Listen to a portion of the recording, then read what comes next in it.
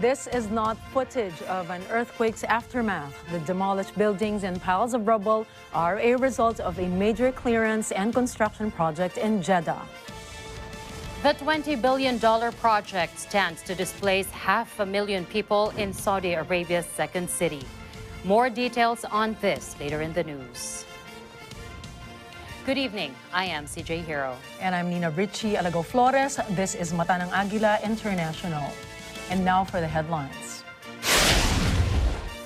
Russia slaps travel bans on U.S. Vice President Kamala Harris, Facebook founder Mark Zuckerberg, and others. Is this a retaliation for sanctions imposed by the U.S.? Fresh violence breaks out at Jerusalem's Al-Aqsa Mosque as Israeli police storm complex. Former Honduras president extradited to U.S. on drugs and weapon charges. Traditional confectioners in Bahrain toil to preserve sugar-coated tradition. And Hollywood actor Tom Cruise details grueling aviation training for Top Gun's sequel. Because if we're going to do it, we're going to fly in the F-18s.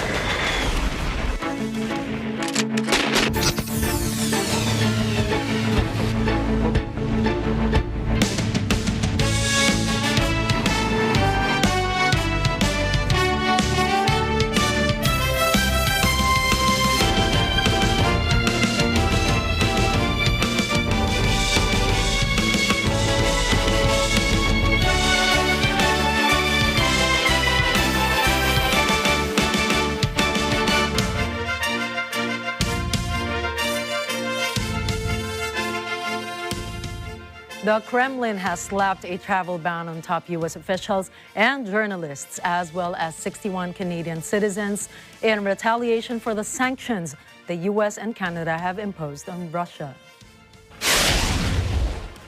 Russia's foreign ministry said the list was comprised of people responsible for the two countries' Russophobic policies.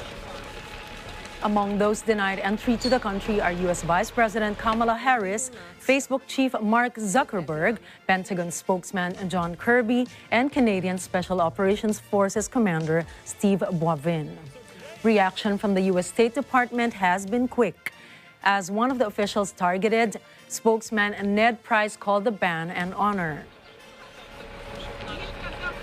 I have to say, it is nothing less than an accolade to have earned the ire of a government that lies to its own people, brutalizes its neighbors, and seeks to create a world where freedom and liberty are put on the run, and,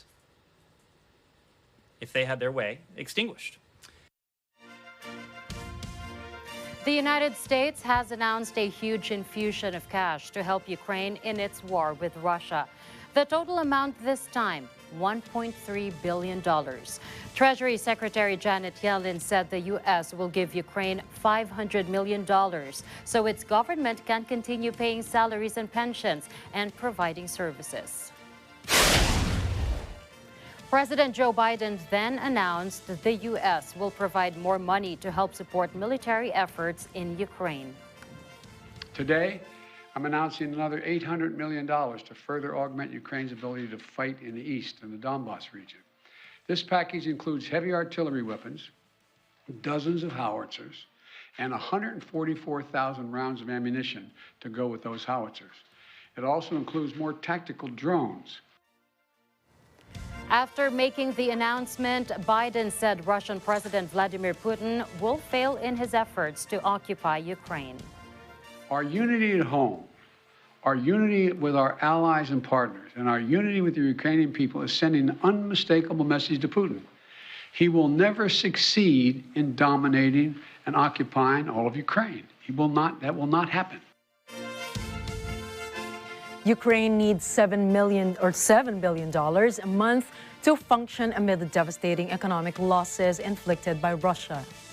President Volodymyr Zelensky said the amount is an increase from Kyiv's previous estimate of $5 billion in monthly needs. In a video link with the leaders of the World Bank and the International Monetary Fund, or IMF, Zelensky said the Russian military are aimed at destroying all objects in Ukraine that can serve as an economic base for life. That includes railroad stations, food warehouses, oil and refineries. Ми потребуємо до 7 мільярдів доларів США фінансової підтримки щомісяця. French leader Emmanuel Macron and far-right rival Marine Le Pen made a final push for votes in France's working-class heartlands. This was after a heated pre-election debate from which the president was judged to have emerged on top. The televised debate on Wednesday evening, a pivotal moment ahead of Sunday's runoff vote, was marked by a highly aggressive performance by Macron, who lost no opportunity to attack his opponent throughout the marathon 3-hour session. Following their heated debate, Le Pen's number in the latest survey fell by 20 points. Some analysts expressed surprise that Le Pen had not adopted a more attacking posture in the debate to focus on the president's record after 5 years in power. In a highly unusual intervention in the domestic politics of a fellow EU state, the leader of Germany, Portugal, and Spain urged France to back Macron against Le Pen. German Chancellor Olaf Scholz, Portuguese Prime Minister Antonio Costa, and Spanish Premier Pedro Sanchez wrote in Le Monde that France faces a choice between a democratic candidate and a candidate of the extreme right. New clashes between Israeli police and Palestinian demonstrators broke out Friday morning at the Al-Aqsa Mosque compound in Jerusalem. Israeli police entered the compound and Palestinian youths threw stones at them, according to an AFP photographer. Friday's clashes came after a month of deadly violence, simmering tensions as the Jewish festival of Passover overlaps with the Muslim holy month of Ramadan. At around 4 o'clock in the morning, people threw stones toward the Wailing Wall, which is Jews' holiest prayer site, just before Al-Aqsa Mosque, according to a statement by police. Over the past week, more than 200 people, mostly Palestinians, were wounded in clashes and around the mosque. This led to further escalation as Palestinian armed groups fired rockets at Israel from the Gaza Strip. Israel retaliated with airstrikes on Gaza, a besieged territory with an impoverished population of 2.3 million. In a statement, Iranian intelligence officers claim to have arrested 3 members of a group linked to Israel's Mossad agency. The statement did not specify the nationalities of the Israeli intelligence agency's spies, but it mentioned that they were arrested in Iran's southeastern province of Sistan and Baluchistan. Earlier reports claimed that Mossad had infiltrated high-level positions within Tehran's security, and a few months back, Israel arrested 5 agents accused of spying for Iran. The World Health Organization, or WHO, has strongly recommended Pfizer's COVID-19 antiviral pill, Paxlovid, or patients with milder forms of the disease who are still at a high risk of hospitalization. WHO's experts said that Pfizer's combination of nirmatrelvir and ritonavir was the superior choice of treatment for unvaccinated, elderly, or immunocompromised people with COVID-19. They also said Pfizer's oral treatment prevents hospitalization, is less harmful, and is easier to administer than the available alternatives. The new recommendation was based on the findings of 2 trials involving almost 3,100 patients, which showed that Paxlovid reduced the risk of hospital admission by 85%. The recommendation applies to people over the age of 18, but not to pregnant or breastfeeding women. It also does not apply to patients with a low risk of complications from the disease, because the benefit would be minimal. WHO's experts, meanwhile, declined to give an opinion for patients with severe forms of the disease due to a lack of data. The UN agency also expressed concern that the inequality in access seen with COVID-19 vaccines would again push low and middle-income countries to the end of the queue. Pfizer has agreed to allow some generic or generic drug makers around the world to make cheaper versions of Paxlovid under a UN-backed scheme. But the WHO strongly recommended that Pfizer let more generic manufacturers produce the drug and make it available faster at affordable prices. Now, here in the Philippines, the Department of Health, or DOH, approved administering a second booster shot against COVID-19 for immunocompromised individuals. DOH Secretary Francisco Duque III said the approval was based on the recommendation of the Health Assessment Council. Immunocompromised individuals include cancer patients, organ transplant recipients, and HIV or AIDS patients, among others. The emergency use authorization for the second booster shot for vulnerable sectors and health workers got the green light from the Food and Drug Administration, or FDA. But the launching of the program for the second booster shot next week does not cover frontline healthcare providers and senior citizens yet. Duque said the Health Technology Assessment Council would still study inoculating health workers and senior citizens with the second booster shot. The DOH said the rollout for the second booster shot for immunocompromised individuals is set on April 25. Coming up, former Honduran president extradited to the U.S. to face drug charges. Departing South Korean leader exchanges farewell letters with North Korea's Kim Jong-un. And Ecuadorian authorities uncover hidden drugs in banana and tea cargo. More stories from around the globe when Mata ng Agila International returns.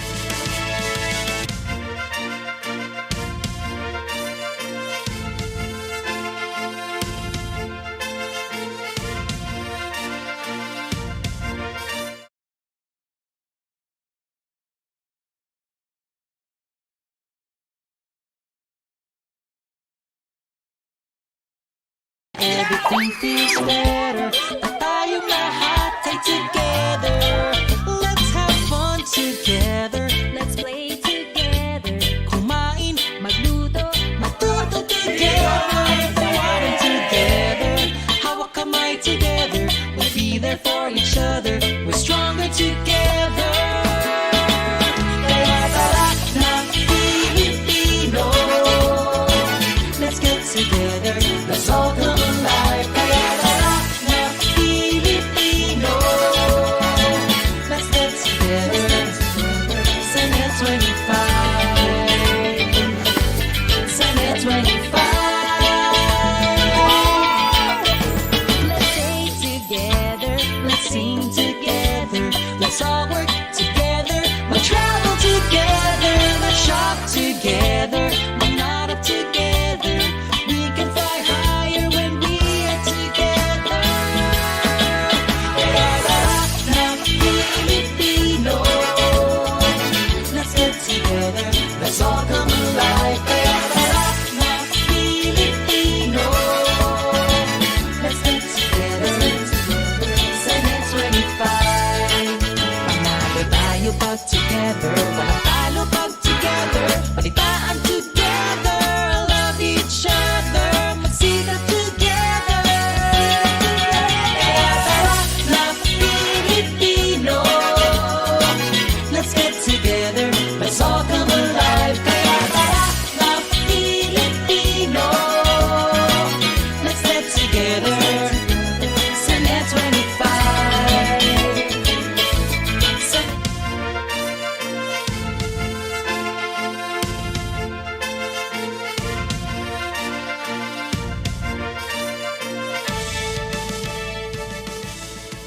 More news about efforts on punishing the Russian economy. Italy has signed a deal with Angola and Congo Republic to buy natural gas from the African countries. The deal comes as the Italian government scrambles to reduce its dependency on Russian energy.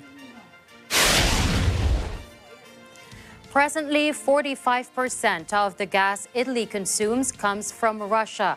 But Prime Minister Mario Draghi said he no longer wants his country to depend on Russian gas. Italy's ecological transition minister predicted that it would no longer need Russian gas within 18 months.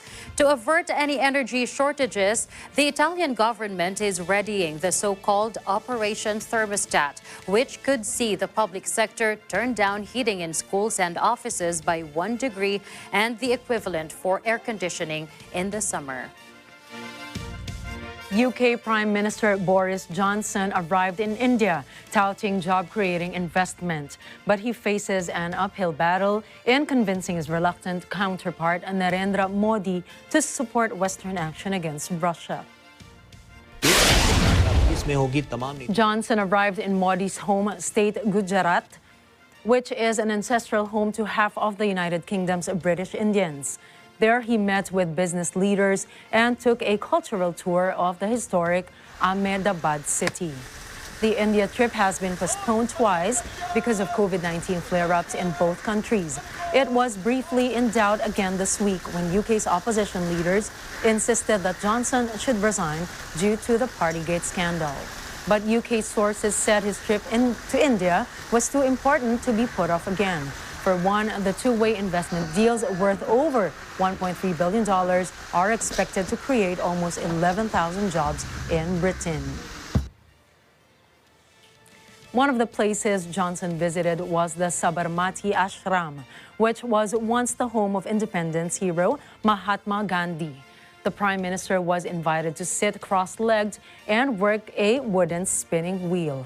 The tool was not only vital to the local textile industry, but it was also championed by Gandhi as a symbol of resistance to Britain's colonial rule of India. Honduras extradited former President Juan Hernandez to the United States to face drug trafficking and weapons charges. This is a dramatic irony for a leader once touted by U.S. authorities as a key ally in the war on drugs. A handcuffed Hernandez boarded an airplane with agents from the U.S. Drug Enforcement Administration bound for New York, where he will face his charges. Hernandez is accused of having facilitated the smuggling of some 500 tons of cocaine, mainly from Colombia and Venezuela, to the U.S. via Honduras since 2004, which was long before his presidency. In turn, he allegedly received millions of dollars in bribes from multiple narco-trafficking organizations in Honduras, Mexico, and other places, according to a U.S. Embassy document. U.S. Attorney General Merrick Garland said Hernandez abused his position as president of Honduras from 2014 through 2022 to operate the country as a narco state. North Korean Supreme Leader Kim Jong-un has thanked South Korea's outgoing president for trying to improve their two countries' relations. Analysts said that the rare gesture of goodwill from the Pyongyang leader may not be enough to head off growing tension between the two Koreas. The warm words from North Korea to President Moon Jae-in came in an exchange of letters less than 3 weeks before Moon leaves office to be replaced by a conservative leader who has already signaled a tougher line on North Korea. North Korean state media first reported the exchange and said that it was an expression of their deep trust. Moon's office confirmed that he had exchanged letters of friendship with Kim and said that despite a difficult situation, there is still a promise to lay a foundation for unification based on joint declarations reached in the 2018 summits. Kim replied in the letter that their historic summits gave the people hope for the future, and the two agreed that ties would develop if both sides make tireless efforts with hope, Korean Central News Agency reported. Now, preventing the shipment of cocaine through Ecuador's main port of Guayaquil is becoming an increasingly expensive headache for police and exporters alike. The ingenuity of criminal gangs means tons of cocaine leave the port hidden in food containers. At the Guayaquil port, trained dogs sniff here and there, while police officers cut into bananas, pineapples, and even tea drums to look for drugs.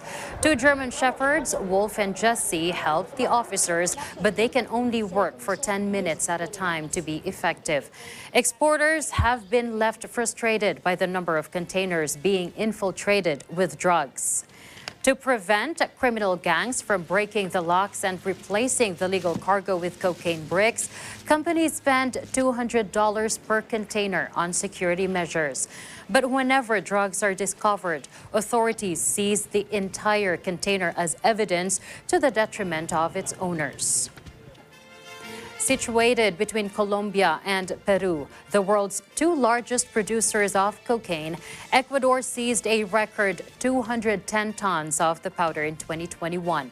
A third of those were destined for Europe, while another 11% were headed for the United States, according to the police.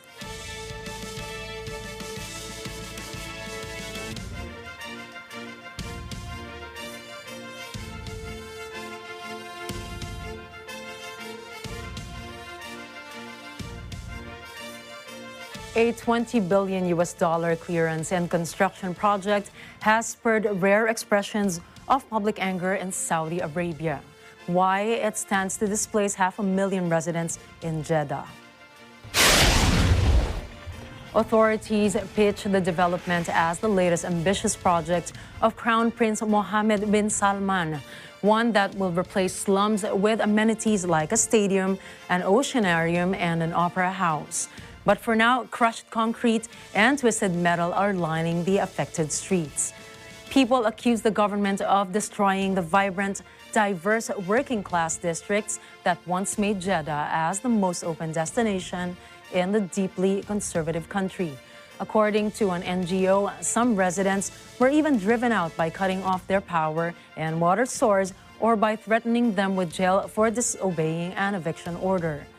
Feeling suffering and bitterness, a resident said they have become strangers in their own city. The Saudi government has promised to compensate families and announced that it would complete 5,000 replacement housing units by the end of the year. But residents interviewed by AFP said they had so far received nothing and that there was no clear way to assess the value of their destroyed homes. Jeddah officials did not respond to a request for comment about the project. French authorities have issued an international arrest warrant for Carlos Ghosn, the disgraced auto tycoon who jumped bail in Japan and fled to Lebanon in a sensational getaway. The warrant was issued over 15 million euros or $16.3 million in suspect payments between the Renault-Nissan alliance that Ghosn once headed and an Omani company, Suhail Bawan Automobiles. The allegations involve misuse of company assets, money laundering, and corruption. A timeline of Ghosn's escape showed that he was detained in Japan in November 2018. In December 2019, Ghosn was smuggled out of Japan in an audio equipment case on a private jet. Ghosn, who holds French, Lebanese, and Brazilian passports, landed in Beirut, which has no extradition treaty with Japan. The auto tycoon said he fled because he did not believe he would get a fair trial in Japan. Jean Tamale, Ghosn's lawyer, said that the French warrant was very surprising because the investigating judge and Nanterre prosecutor know perfectly well that Carlos Ghosn, who has always cooperated with justice, is subject to a judicial ban on leaving Lebanese territory.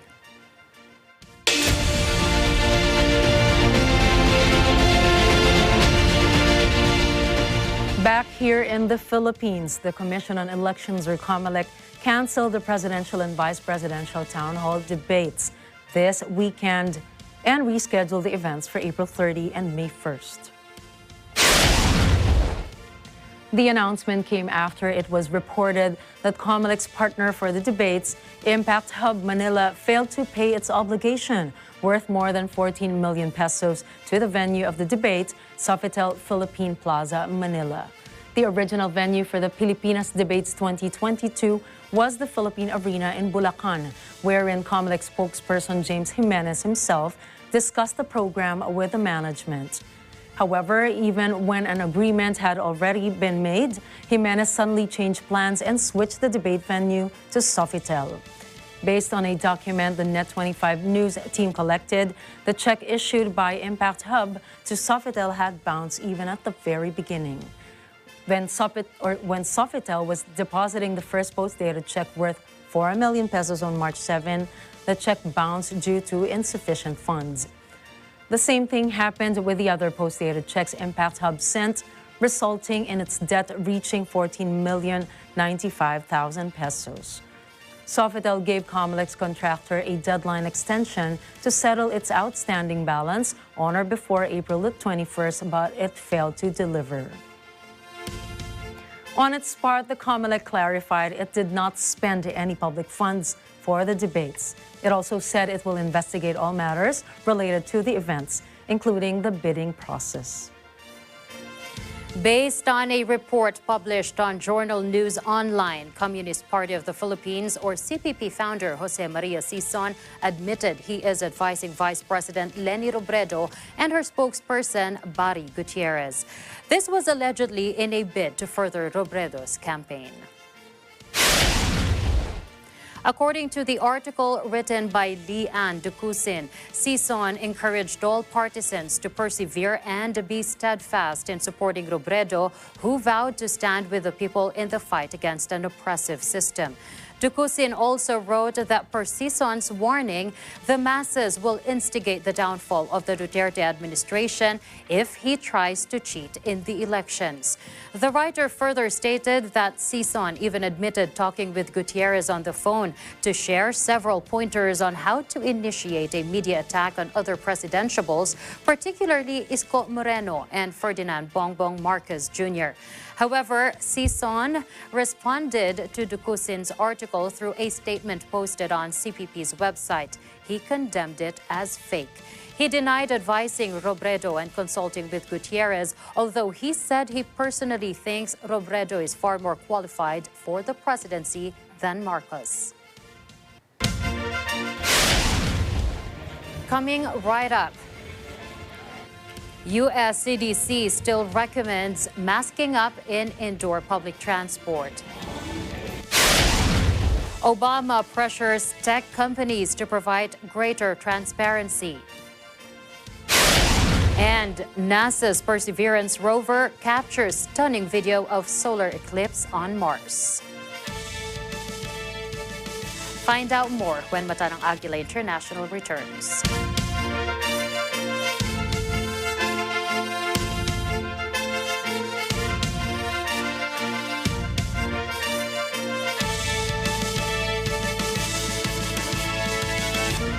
Napapansin ba ninyo, lumiliwanag ang mundo pag magkasama tayo? Life is so much sweeter, everything feels better. Pag tayong lahat ay together, let's have fun together. Let's play together. Kumain, magluto, matuto together. Tawanan together, hawak kamay together. We'll be there for each other. We're stronger together. Kaya lahat ng Pilipino, let's get together. Let's all come alive. Kaya lahat ng Pilipino, let's get together.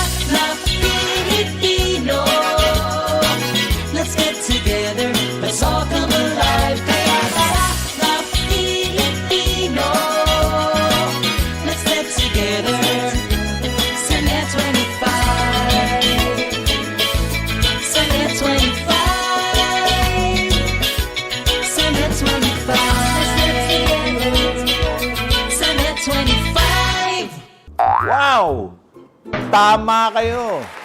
Correct. Napapansin ba ninyo, lumiliwanag ang mundo pag magkasama tayo? Life is so much sweeter, everything feels better. Pag tayong lahat ay together, let's have fun together. Let's play together. Kumain, magluto, matuto together. Tawanan together, hawak kamay together. We'll be there for each other. We're stronger together. Kaya tara na Pilipino, let's get together. Let's all come alive. Kaya tara na Pilipino, let's get together. Sana 25. Sana 25.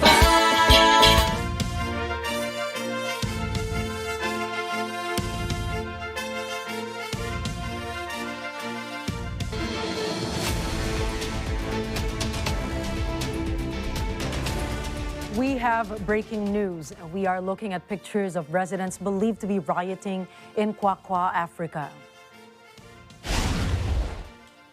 Rioters burn tires and throw rocks at the motorists and passers-by in the area of Maloti Fofu ng Kwakwa Free State of South Africa. Rioters also blocked off roads to prevent vehicles coming in and out of the area.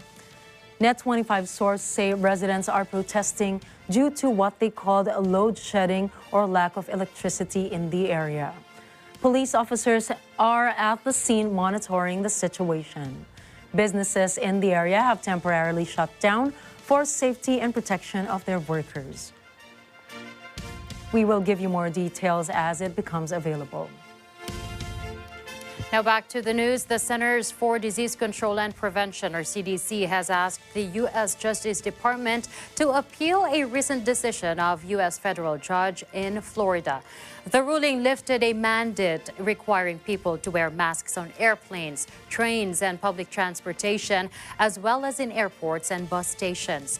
Despite the decision, the CDC continues to recommend that people wear masks in all indoor public transportation settings. It said the order requiring masking in the indoor transportation corridor remains necessary for public health. The health agency believes this is a lawful order, well within its legal authority to protect public health. According to CDC, wearing masks is most beneficial in crowded or poorly ventilated locations, such as transportation corridor. And in light of the recent lifting of the mask mandate in indoor public transportation settings, our teams in the U.S. asked residents how they feel about it.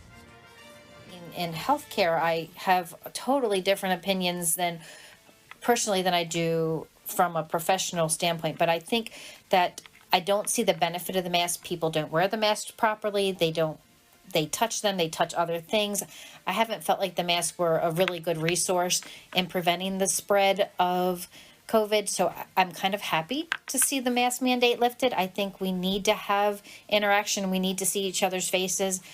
I think that it's a good thing. I think it is important that we protect the public, especially immunocompromised patients that require public transportation or reason to be in public places, and they should feel safe to be there. I think we have better control of the pandemic at this point.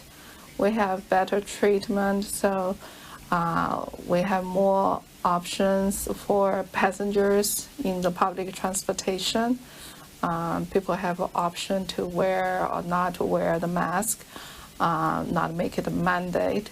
I've managed to avoid COVID for 2 years, and a lot of my friends got really sick. They had a lot of long-standing health conditions. A lot of my friends ended up in cardio wards, and I just don't want to take the risk. I'm a young guy. My health is pretty important. It was like less than 30% people wore masks. There was a lot of people coughing on the flight, so if I have COVID, I will know why. I would say about 50% of the staff were wearing masks, but they were moving quickly in and out, so they weren't in anyone's face for any long period of time. India's midday meal scheme, the world's most ambitious free school feeding program, resumes in April after a 2-year hiatus during the pandemic. What sets India's midday meal scheme apart from other countries is that it is governed by the Food Security Act. The law basically enforces that children are fed as part of the school environment.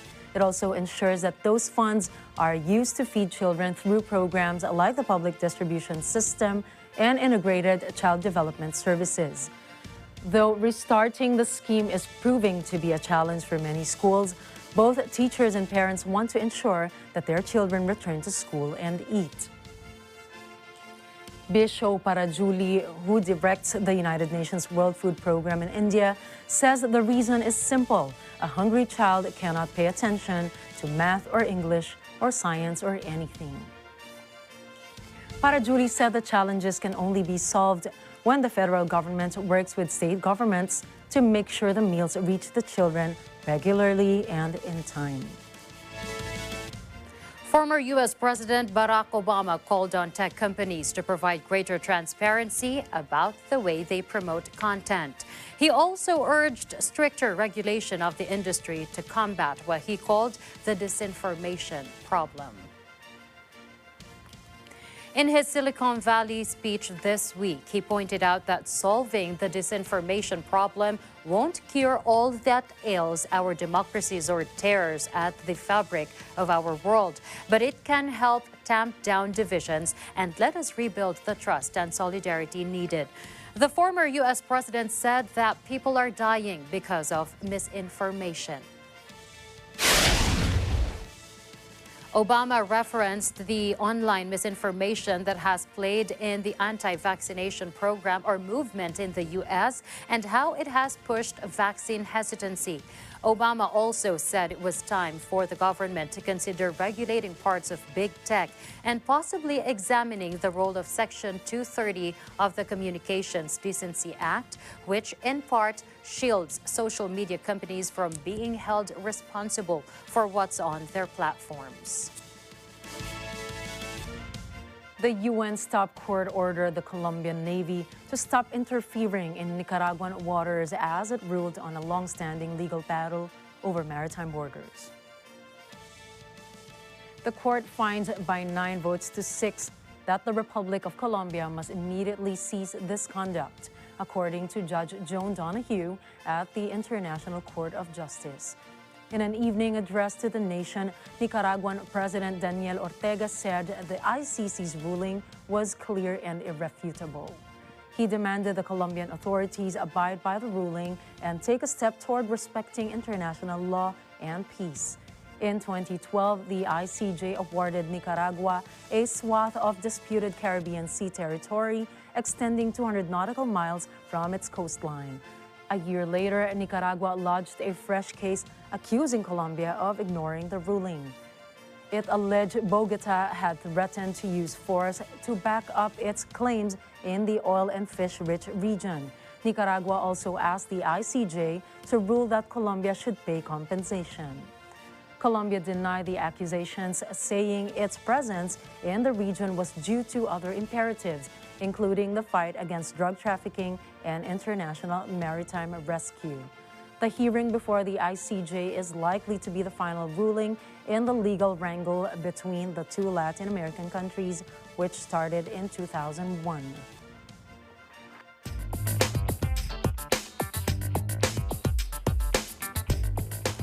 Asian markets fell sharply at the open today, trailing losses on Wall Street after U.S. Federal Chair Jerome Powell said an interest rate hike was likely forthcoming. Now, Hong Kong and Tokyo both opened deep in the red, even as inflation data from Japan was in line with market expectations and better than elsewhere in the world. A falling yen, due mainly to the interest rate gap between Japan and the U.S., had boosted trade on the Nikkei 225 all this week. Shanghai, Seoul, Sydney, and Taipei were all down. Meanwhile, Powell's comments reversed fortunes on Wall Street mid-season. or mid-session. Now, equities had opened higher following good results from Tesla, upbeat comments from leading airlines, and solid gains in Paris and Frankfurt. But U.S. stocks tumbled after Powell, who had signaled that the U.S. Central Bank will have to move more aggressively to counter record U.S. inflation. He explicitly said a half-point interest rate increase is on the table for next month's policy meeting.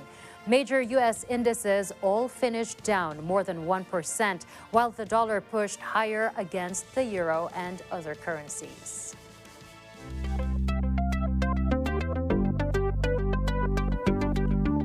Now here's something you'll never see on Earth. It's a solar eclipse with one of Mars' two moons crossing the face of the sun. You see it here on the screen.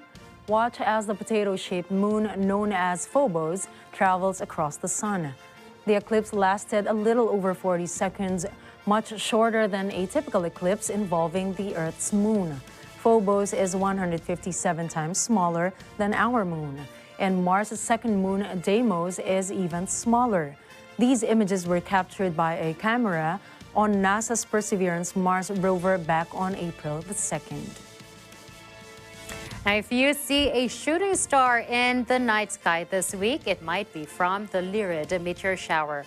According to Earth Sky, the meteor shower will reach its peak overnight around 12 a.m. Eastern Time on April 22.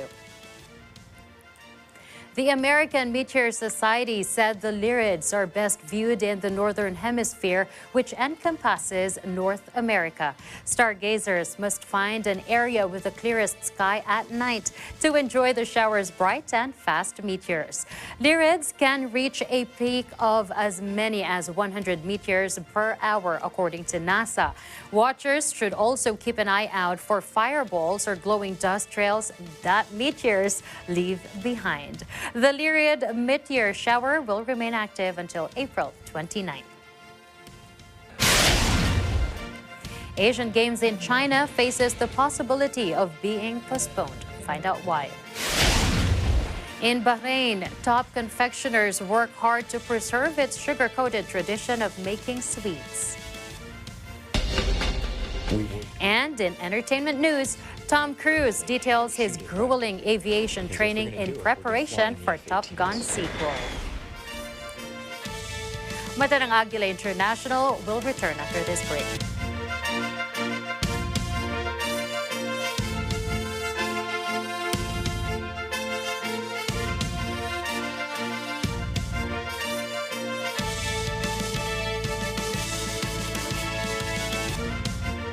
Napapansin ba ninyo, lumiliwanag ang mundo pag magkasama tayo? Life is so much sweeter, everything feels better. Pag tayong lahat ay together, let's have fun together. Let's play together.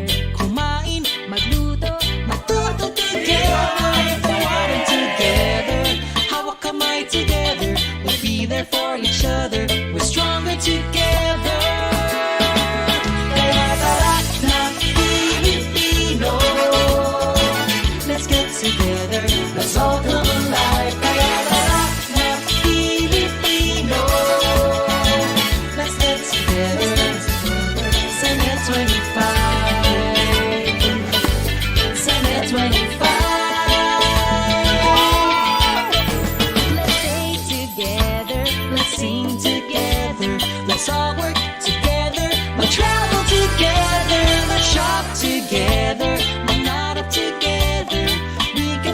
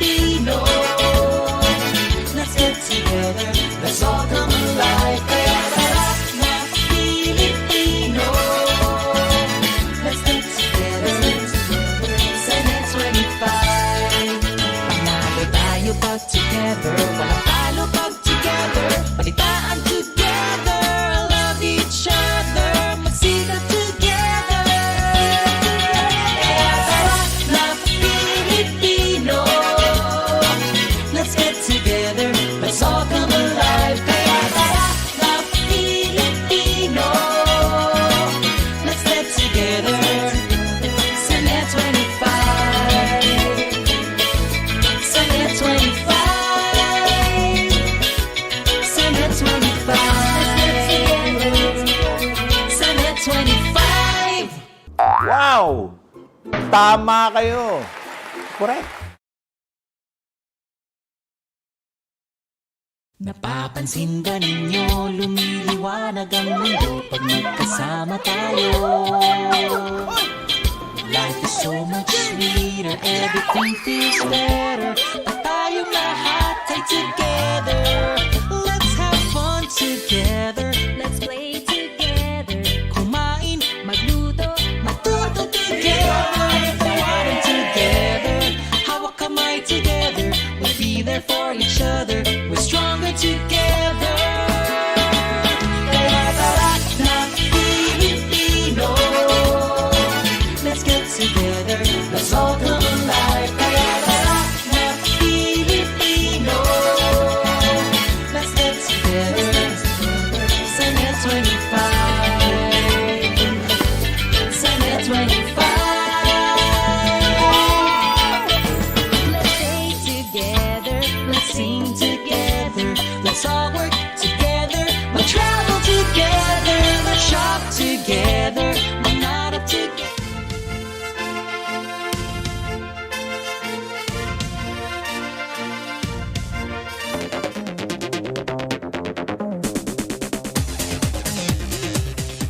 The bar for unique ice cream flavors has been set pretty high thanks to the trend-leading ice cream shop in Vancouver. It is on the forefront of adventurous flavors in the dessert space. Tonight, we head out to Washington, D.C. in the U.S., where Michael Hudson got the scoop. With me here is the cookies and worms, one of the most salivating things on this ice cream bar's menu here in Vancouver, Washington. We're here at the Yard Milkshake Bar.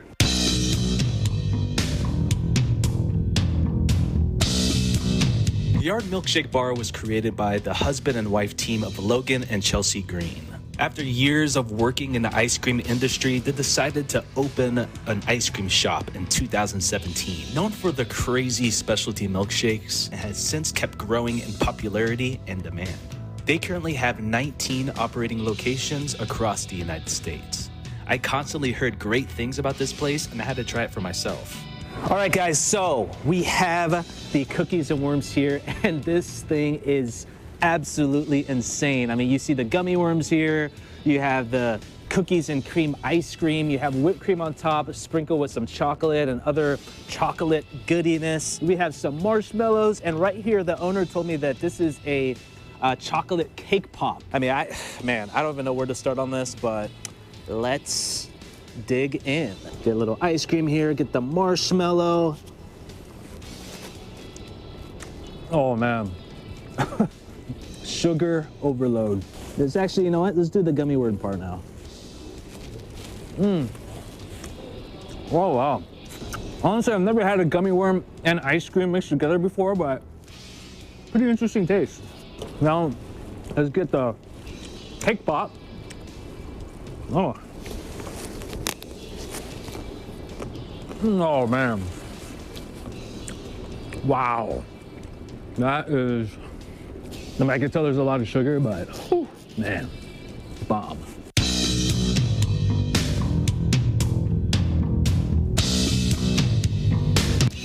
Michael Hudson, Mata ng Agila International, Vancouver, Washington. Trusted, connected, on point.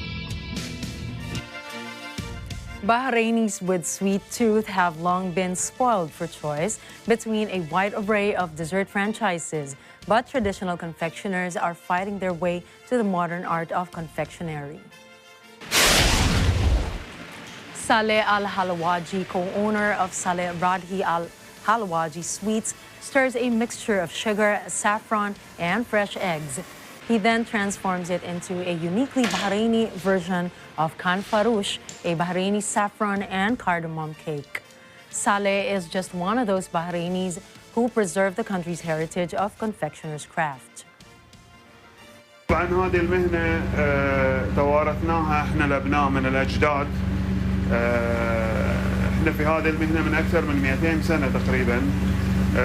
الوالد ابتدى فيها من صغره واحنا بعد وياه ابتدينا في هاي المهنة من صغرنا. احنا حاولنا نطور بعد في نفس الوقت المنتجات مالنا بحيث ان هي تواكب التطور من نواحي، بس لا زالت محافظة على نفس طابعها القديم الأصلي يعني.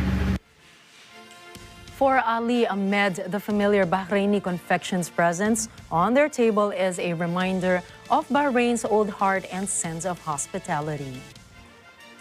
تعودنا هالمحل سنويا في رمضان ناخذ من عنده الحلويات التراثية القديمة، بسبب انه يعني هاي التراث انعدم، ما في الناس قله يسوونه.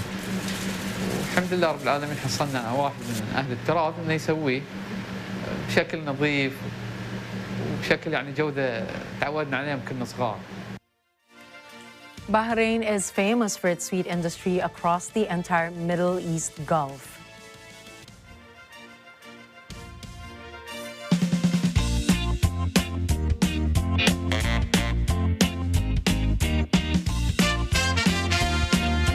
After being hidden away for over a century, a miniature poetry book written by a 13-year-old Charlotte Bronte was unveiled in New York.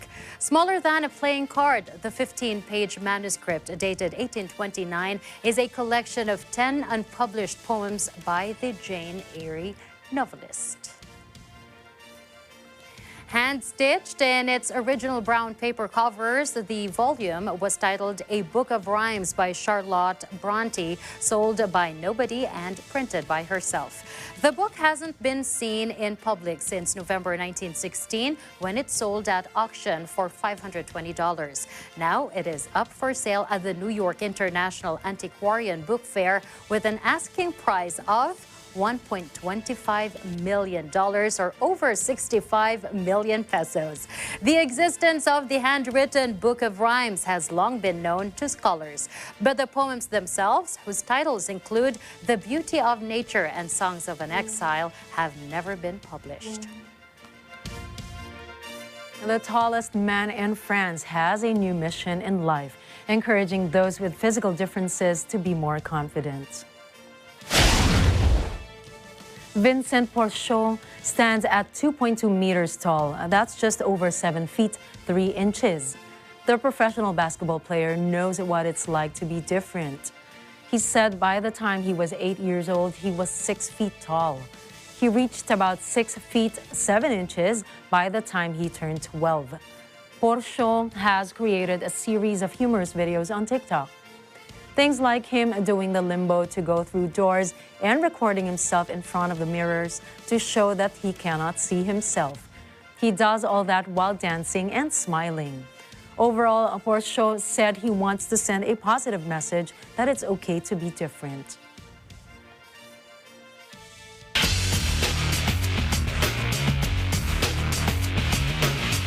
The 2022 Asian Games in China is facing the possibility of being postponed, a senior official told news agencies after a rumor that it would be moved to next year.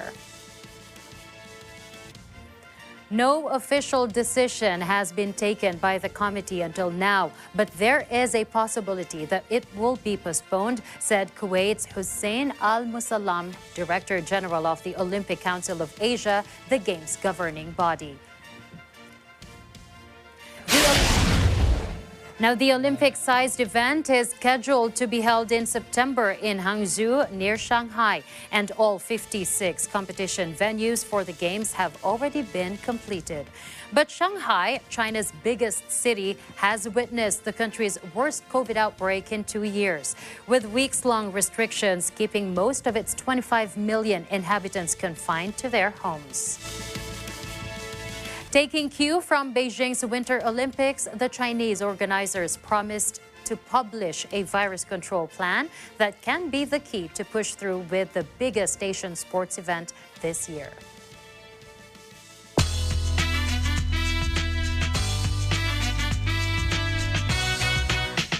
French actor and filmmaker Jacques Perrin has died at the age of 80. He starred in dozens of films, including Cinema Paradiso and The Young Girls of Rochefort, and co-directed Winged Migration.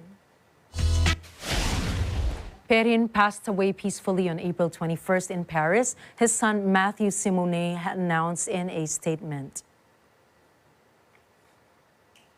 Former Cannes Film Festival President Gil Jacob remembered the award-winning actor and director. He tweeted, "Jacques was pure charm. He succeeded in everything he touched." Perrin was also a co-producer of Z, which won Oscars for Best Foreign Picture. His final film role was in the environmental thriller Goliath, released last month, which reflected his interest in the natural world. In other entertainment news, Tom Cruise is an actor fully committed to every stunt he performs. And returning to the cockpit for Top Gun Maverick is no different. In a behind-the-scenes featurette, Cruise detailed how he and his co-stars subjected themselves to a full-on aviation training. We worked with the Navy and the Top Gun school to formulate how to shoot it practically. Because if we're going to do it, we're going to fly in the F-18s. The aviation sequences had to be real. So our actors went through 3 months of grueling training. The Navy says if you eject, you have to be able to survive in the water. So we had to go through that challenging underwater program. It's intense. Cruise said that he was proud of what the whole team accomplished during the filming. The long-delayed sequel to 1986, Top Gun, will finally premiere on May 27.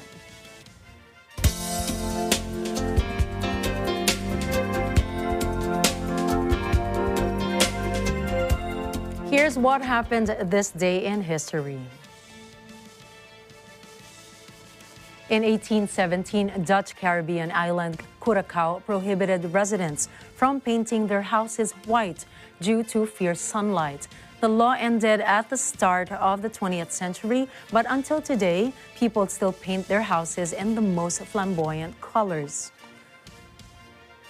In 1945, Adolf Hitler admitted to all in his underground bunker that the war was lost. Almost as confirmation of Hitler's assessment, a Soviet mechanized corps reached Treuenbrezin, 40 miles southwest of Berlin, liberated a POW camp and released, among others, Norwegian Commander-in-Chief Otto Ruge. In 1970, Earth Day was celebrated in the United States for the first time. On its 20th anniversary, more than 200 million people in 141 countries participated in Earth Day celebrations.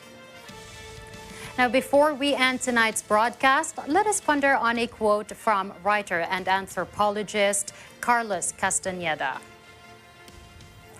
He said, "The trick is in what one emphasizes. We either make ourselves miserable or we make ourselves happy. The amount of work is the same." So you choose what you put your energy and your time and effort into. That's true. And tonight, I choose to emphasize on the deliciousness of the desserts that we showed earlier rather than counting calories. Exactly. It gets sweeter, doesn't it? Yes. But no, kidding aside, I actually believe that it takes a lot more to make yourself miserable instead of, just being happy, because you have to focus on or let go of everything that you believe in. The moment you wake up, it's a blessing. So, it's just not worth it. So that's a wrap for tonight's news. Happy weekend, everyone. I am CJ Hirro. And I'm Nina Ricci, Alagao Flores. This is Mata ng Agila International. Trusted, connected, on point.